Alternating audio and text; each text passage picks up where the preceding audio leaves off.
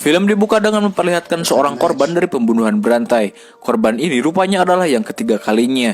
Dan operasi yang dilakukan si pelaku ternyata serupa dengan korban-korban sebelumnya. Yang mana si pelaku tidak meninggalkan jejak serpihan apapun. Bahkan para polisi juga tidak menemukan DNA dari si pelaku. Dan kasus ini ditangani oleh Detektif Joe. Di sana ia ditemani oleh ahli psikiatri yang bernama Detektif Catherine. Dalam kasus pembunuhan berantai ini, mereka tidak bisa menemukan bukti-bukti kuat untuk menangkap si pelaku. Agar kasus ini bisa diungkap, akhirnya Joe harus meminta bantuan kepada sahabat lamanya.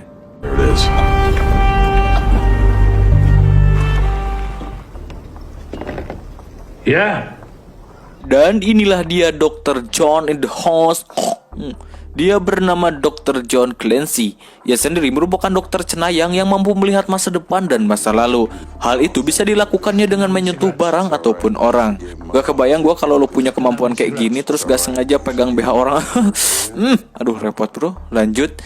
Pada awalnya Clancy sempat menolak permintaan mereka karena ia sedang menenangkan diri pasca kematian anaknya dan ditinggal istrinya. Tapi karena bujukan Joe, akhirnya ia menyetujui permintaan mereka. Ketika ia sedang melihat berkas-berkas yang diberikan Catherine, di sana ia melihat sebuah tulisan yang berkata WMI. Lantas ia pun langsung keluar untuk sekedar jalan-jalan. Tapi tiba-tiba ia seperti melihat sesuatu dalam bayangannya. Ia seperti melihat seseorang dan juga kereta api. Kemudian scene berpindah ke markas FBI, di mana mereka sedang membicarakan kasus-kasus tersebut. Dilihat dari foto-foto tersebut, si pelaku seperti melakukan operasi yang sama kepada para korban, yaitu dengan menusukkan alat yang berukuran 5 inci dan langsung menembus medula oblongata.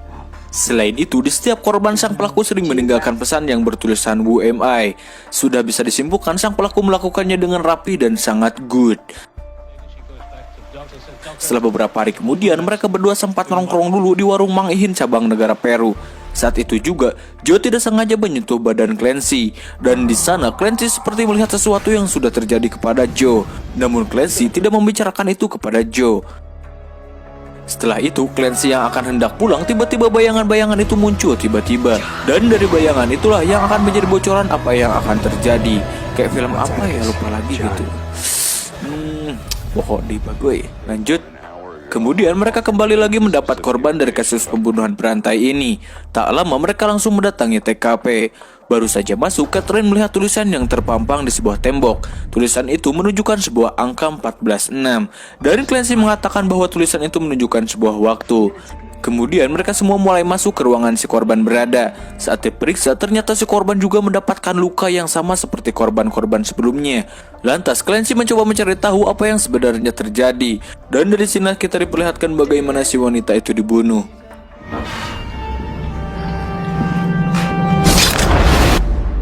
Tapi sayangnya Clancy tidak mengetahui siapa pelakunya. Kemudian ia menyuruh semua orang agar tidak menyentuh air yang ada di ruangan ini. Tak lama para pasukan yang lain mendapati kabar tersangka kuat dalam kasus pembunuhan wanita ini. Tidak lama pria itu pun diinterogasi oleh mereka. Para FBI memberitahu dia bahwa pacarnya telah dibunuh. Oleh karena itu ia tidak menyangka akan ada orang yang akan membunuhnya. Tapi sebelumnya ia menyangka bahwa istrinya bunuh diri. Lantas FBI pun menanyakan mengapa ia bisa beranggapan wanita itu akan bunuh diri. Ia menjelaskan bahwa dirinya telah menuliskan sebuah pesan yang ditujukan untuk dirinya. Pesan tersebut berisi sebuah pernyataan bahwa dia akan meninggalkan si wanita itu. Alasan ia meninggalkan wanita itu karena dia memilih wanita lain. Dan mungkin dari pernyataan tersebut akan membuat si wanitanya sakit hati dan akan melakukan bunuh diri. Tapi saat Clancy memegang ballpoint milik si pria tersebut, Clancy langsung bisa mengetahui yang sebenarnya terjadi. Merasa orang itu berbohong, akhirnya Clancy sendirilah yang menginterogasi orang tersebut. Dan di sini Clancy berkata bahwa orang itu meninggalkan pacarnya demi seorang pria. Bagoy ngadu pedang anjir.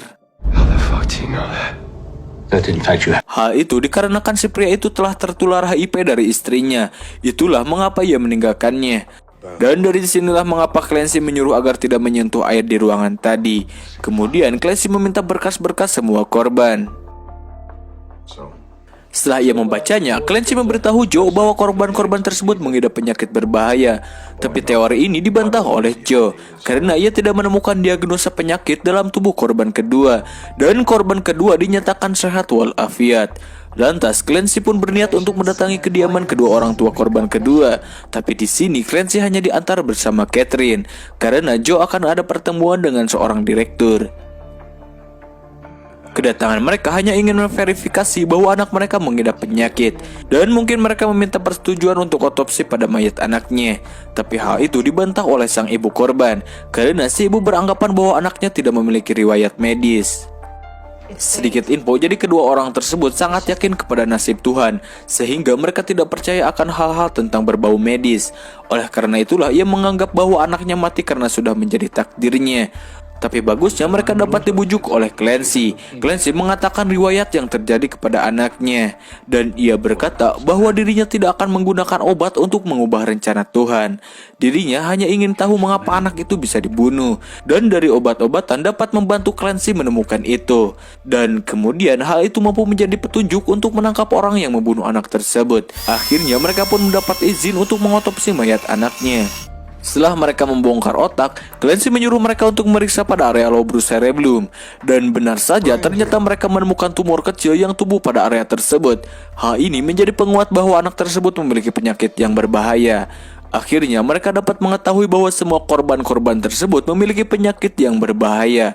Akan tetapi mereka tidak tahu alasan si pelaku mengapa ia membunuh para korban yang memiliki penyakit.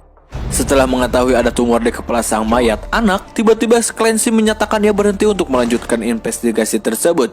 Sepertinya ia sudah mengetahui akan ada hal buruk yang akan terjadi. John berusaha mengejar Clancy dan menanyakan mengapa ia ingin berhenti. Tapi ternyata Clancy berkata bahwa mereka telah masuk ke dalam perangkap si pelaku. Lantas Catherine langsung mendatangi Clancy yang tengah diam di ruangan. Catherine menanyakan mengapa ia berhenti dalam mendalami kasus pembunuhan berantai ini.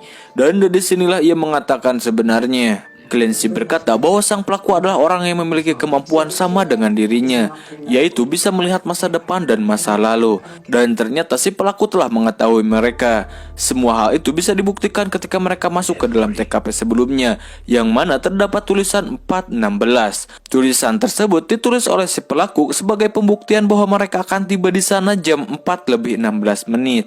Si pelaku adalah orang yang brilian yang membunuh dengan kebaikan. Tapi fakta tersebut dibantah oleh Catherine. Ia berkata bahwa ini adalah pembunuhan. Kemudian Clancy menyuruh Catherine untuk pulang. Just go home, Kathy. Tidak lama setelah itu mereka kembali mendapati kabar bahwa ada korban lagi. Setelah melakukan olah TKP, Catherine menyuruh pasukan FBI untuk mencari gaun bagian bawahnya. Mungkin dari hal tersebut bisa menunjukkan pelaku berada. Akan tetapi pembunuhan yang ini tidak membuktikan hal yang kuat terkait si pelaku sebelumnya. Saat di dalam mobil, Clancy seperti didatangi oleh bayangan yang akan terjadi.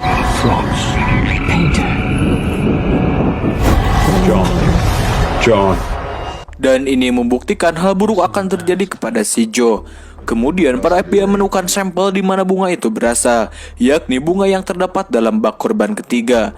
Dari hal inilah mungkin saja mereka dapat menemukan petunjuk untuk menemukan siapa pelakunya. Setelah mereka sampai, tidak lama mereka menemukan ranting bunga yang seperti sudah dipotong. Setelah Clancy menyentuhnya, ia kemudian menemukan satu barang yang sebelumnya Catherine perintah, yaitu gaun bagian bawah.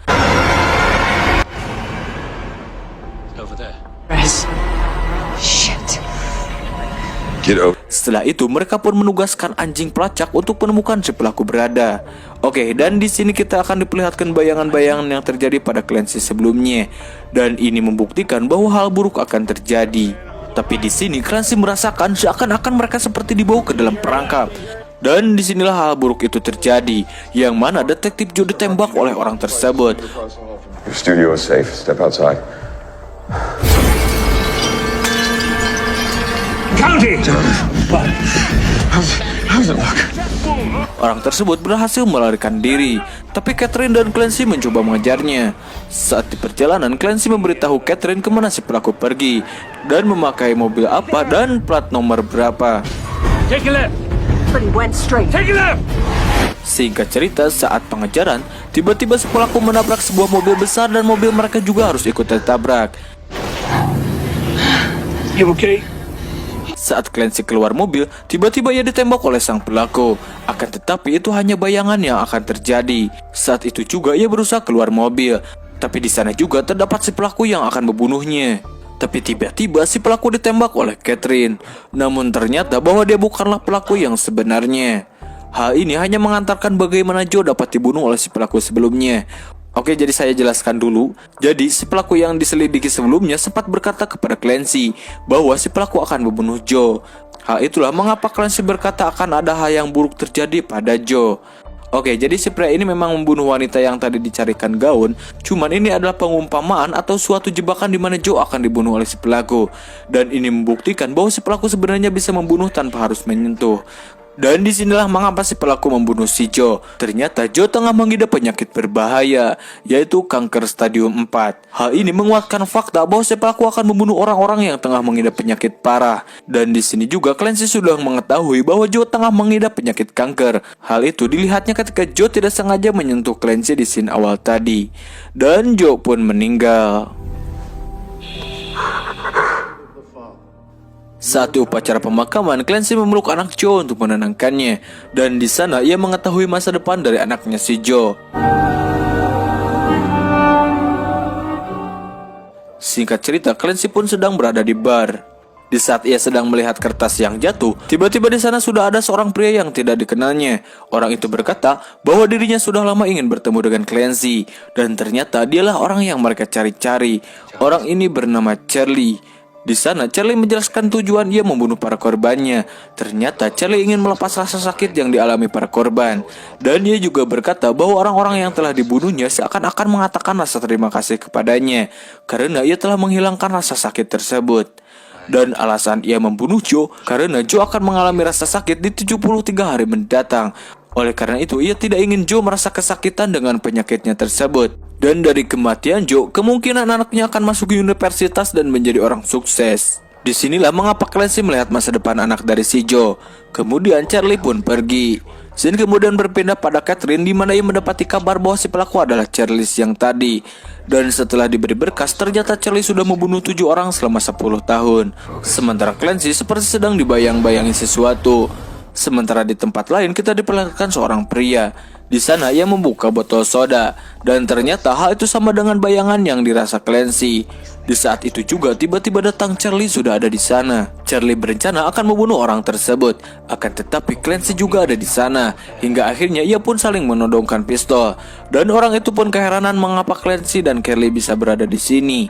Clancy mengatakan bahwa Charlie tidak punya hak untuk mengambil waktu seseorang karena nasib seseorang bisa saja berubah pada hari endingnya. Charlie berkata bahwa orang itu di masa mendatang akan menghadapi penyakit neurofibromatosis. Oleh karena itulah dirinya ingin membunuh orang tersebut. Kemudian Charlie keluar dari ruangan tersebut dan dia membawa Clancy ke suatu tempat. Sementara pihak FBI mengetahui keadaan Charlie, mereka pun bersiap-siap akan meringkus si Charlie. Ternyata mereka semua dibawa Charlie menuju stasiun kereta. Dan dari sinilah bayangan-bayangan dari Clancy akan terjadi. Kemudian mereka berdua menaiki kereta. Di sana Charlie langsung menembakkan senjata. Tujuannya supaya kereta tersebut kosong. Sebelumnya Charlie juga sudah mengetahui bahwa dirinya akan ditembak oleh Clancy.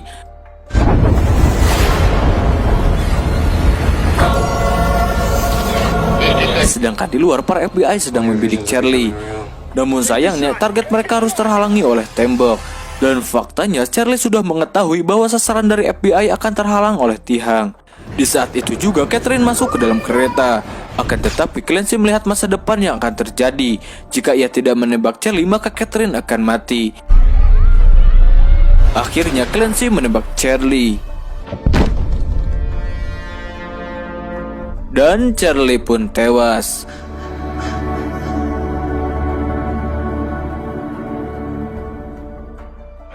Di akhir film, Catherine mengucapkan terima kasih atas bantuan dari Clancy.